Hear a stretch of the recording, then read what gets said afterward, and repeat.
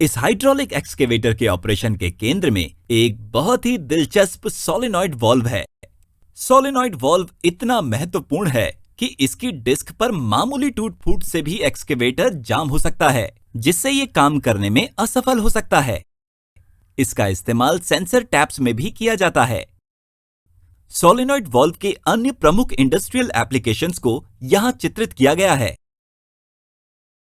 अब एक दिलचस्प सवाल। उद्योग में आमतौर पर इस्तेमाल होने वाले कुछ मोटर से चलने वाले वॉल्व यहां दिखाए गए हैं। वे उत्तम काम कर रहे हैं, फिर हमें सोलेनॉइड वॉल्व की जरूरत क्यों होती है? इसका जवाब यह है कि सोलेनॉइड वॉल्व बहुत तेज होते हैं। एक साधारण मोटर से चलने वाले वॉल्व को अपने ऑपरेशन को पूरा करने में 1 सेकंड लगता है, जबकि सोलेनॉइड वॉल्व 0.03 सेकंड में अपना काम पूरा करता है। आइए सबसे सिंपल से शुरू करके सोलेनॉइड वॉल्व के पीछे की प्रभावशाली इंजीनियरिंग के बारे में जानें। आइए सबसे सिंपल सोलेनॉइड वॉल्व का निर्माण देखते हैं। सबसे पहले लोहे के आर्मेचर को पाइप के परपेंडिकुलर रखिए। आर्मेचर आराम से मूव कर सकता है, जैसा कि दिखाया गया है। आर्मेचर के चारों ओर एक इलेक्ट्रोमैग्नेट रखिए और आर्मेचर के ऊपर एक स्प्रिंग भी लगाइए। स्प्रिंग कंप्रेस्ड है और यह हमेशा आर्मेचर को नीचे रखने की कोशिश करती है। जब हम इलेक्ट्रोमैग्नेट को एनर्जाइज करेंगे तो इसके चारों ओर स्ट्रॉन्ग मैग्नेटिक फील्ड्स उत्पन्न होंगी। आर्मेचर एक फोर्स का अनुभव करेगा, जिसके कारण वो ऊपर की ओर उठेगा और कॉइल के बीच में पूरी तरह से अलाइन हो जाएगा। वॉल्व अब खुला है और पानी बह रहा है। जब कॉइल एनर्जाइज्ड नहीं होंगी तो स्पष्ट रूप से कंप्रेस्ड स्प्रिंग वॉल्व को तुरंत बंद कर देगी। इस डिजाइन के साथ हमने एक सिंपल 2x2 सोलेनॉइड वॉल्व हासिल किया है। इसके 2 पोर्ट और 2 ऑपरेशन स्टेटस के कारण इसे 2x2 कहा जाता है, ऑन और ऑफ। सोलेनॉइड वॉल्व का हमारा सिंपल डिजाइन कुछ फ्लूइड फ्लो को नियंत्रित करने के लिए तैयार है, लेकिन एक छोटी सी परेशानी है। फ्लूइड के दबाव के कारण ऑफ अवस्था में आर्मेचर झुक सकता है, जिसके कारण फ्लूइड लीक हो सकता है। आइए इसे और ज्यादा प्रैक्टिकल बनाने के लिए कुछ डिजाइन मॉडिफिकेशंस करते हैं। सबसे पहले हम कॉइल को थोड़ा और आर्मेचर को ज्यादा ऊपर की ओर शिफ्ट कर सकते हैं और इसके बजाय फ्लो पाथ में एक ठोस मोटा बैरियर जोड़ सकते हैं। अब वॉल्व बंद हो गया है और फ्लूइड इस हिस्से को पार नहीं कर पाएगा। यह डिजाइन सुनिश्चित करेगा कि आर्मेचर पानी के दबाव के कारण नहीं झुक रहा। जब कॉइल एनर्जाइज्ड होता है तो आर्मेचर ऊपर की ओर उठेगा और वॉल्व अब खुल जाएगा, जिससे फ्लूइड आसानी से गैप के माध्यम से बहेगा। हालांकि यह डिजाइन फ्लूइड के लीकेज को रोकता है, लेकिन इसमें एक छोटी खराबी है। यहां मुद्दा यह है कि ऑफ स्थिति में फ्लूइड का दबाव आर्मेचर को ऊपर की ओर धकेल सकता है। इसका मतलब है कि वॉल्व की ऑफ स्थिति में फ्लूइड का प्रेशर ज्यादा होने पर डिजाइन फेल हो जाएगी और जाहिर है हम ऐसा नहीं चाहते। इंजीनियर्स ने एक सही समाधान निकाला। आर्मेचर के दोनों किनारों पर एक समान फ्लूइड का दबाव बनाए रखो। आइए देखते हैं कि यह नया डिजाइन प्रैक्टिकली कैसे हासिल किया जाता है। डिजाइन के इंजीनियर्स ने 2 छेद वाले फ्लेक्सिबल रबर डायफ्राम का इस्तेमाल किया। यह डायफ्राम वॉल्व बॉडी के साथ स्क्रू से जुड़ा है।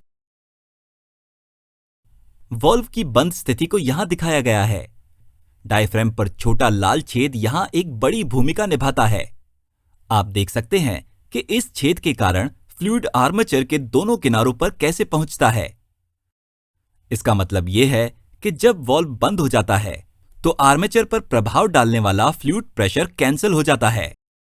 यह पिछली समस्या को पूरी तरह से सॉल्व करता है। जब कॉइल एनर्जाइज्ड हो जाती है तो आर्मेचर ऊपर उठेगा और फ्लूइड बीच वाले छेद से निकल जाएगा। हालांकि वॉल्व ऐसे ऑपरेट नहीं करता है जब आर्मेचर ऊपर उठता है। यहां आर्मेचर के हिस्से में फ्लूइड बाहर निकल जाता है और अचानक प्रेशर में गिरावट पैदा करता है।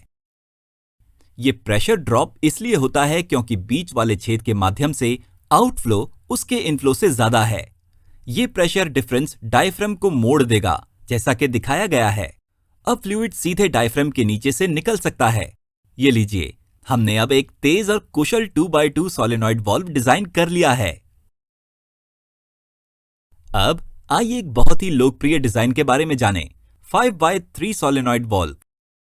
आइए इस भारी भरकम एक्सकेवेटर के बकेट को देखें। 5x3 सोलेनॉइड वाल्व की बदौलत बकेट घूमती है। इस एनिमेशन से स्पष्ट है कि जब इस डबल एक्टिंग सिलेंडर का पिस्टन लिनियरली चलता है तो बकेट घूमती है।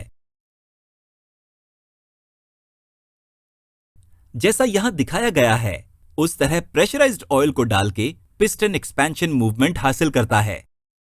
पिस्टन के दूसरी तरफ वाला तेल पाइप बी के माध्यम से बाहर निकलता है, क्योंकि ये इनकंप्रेसिबल है, यानी इसे दबाया नहीं जा सकता।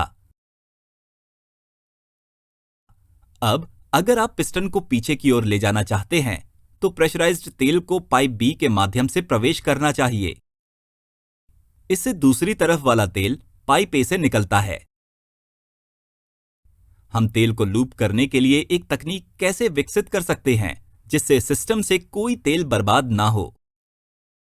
इसके अलावा इस तकनीक का प्राइम मूवर एक पंप होना चाहिए जो उसी दिशा में घूमता हो। सॉल्यूशन है 5x3 सोलेनॉइड वाल्व का इस्तेमाल करना। हमें एक तेल का स्टोरेज टैंक भी चाहिए। वाल्व में 5 पोर्ट्स हैं। ये पोर्ट्स इस अरेंजमेंट से जुड़े हुए हैं जैसा कि दिखाया गया है। हम इन कनेक्शंस के पीछे के लॉजिक और वाल्व तकनीक को कुछ समय बाद समझेंगे। सोलेनॉइड वाल्व, पंप और स्टोरेज टैंक का ये यूनिट एक्सकेवेटर बॉडी के अंदर रखा जाता है। अब ऑपरेटर बकेट को ऊपर उठाने के लिए एक बटन दबाता है। आइए देखते हैं कि हमारे सिस्टम में क्या होता है। एनिमेशन को साफ साफ देखने के लिए आइए सोलेनॉइड सिस्टम को डबल एक्टिंग सिलेंडर के करीब ले जाएं।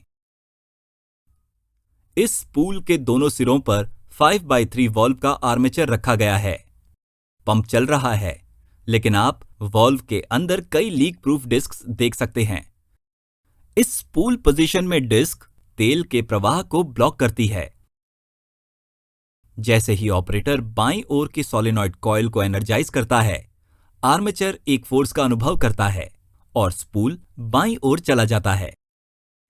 अब तेल का प्रवाह संभव है। प्रेशराइज्ड तेल बकेट से जुड़े पिस्टन तक पहुंचता है और बकेट ऊपर उठ जाती है। दूसरी तरफ का तेल स्टोरेज टैंक में वापस आ जाता है, जैसे कि दिखाया गया है। अगर हम कॉइल को डी एनर्जाइज करेंगे तो स्प्रिंग टेंशन के कारण स्पूल वापस सेंट्रल पोजीशन में आ जाएगा। बकेट को नीचे करने के लिए राइट साइडेड वाले सोलेनॉइड को एनर्जाइज करना चाहिए। आप देख सकते हैं कि स्पूल राइट साइड चला जाता है और तेल के प्रवाह को मोड़ देता है।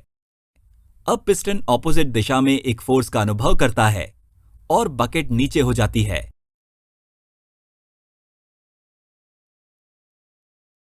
पेट्रियन या यूट्यूब ज्वाइन बटन पर हमारा समर्थन करके लेसिक्स टीम के सदस्य बनना न भूलें। धन्यवाद।